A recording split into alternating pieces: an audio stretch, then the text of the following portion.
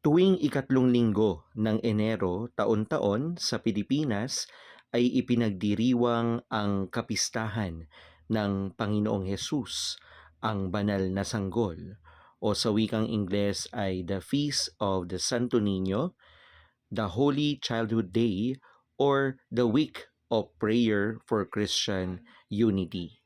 Hayaan ninyo na sa pagkakataong ito ay ipakilala ko sa inyo na sa bayan ng Santa Maria sa lalawigan ng Bulacan ay may isang kilalang imahen ng Batang Hesus na iginagalang at ipinagbubunhi ng mga mananampalataya na nagsisilbing pamana para sa mga kabataan.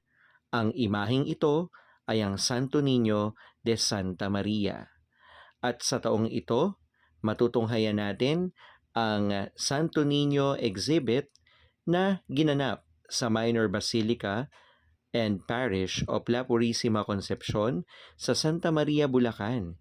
Ito ay nagsimula noong ika-9 ng Enero at magtatapos sa ika-16 ng Enero ngayong taong 2026. At makikita natin dito ang iba't ibang imahen ng Niño Jesus.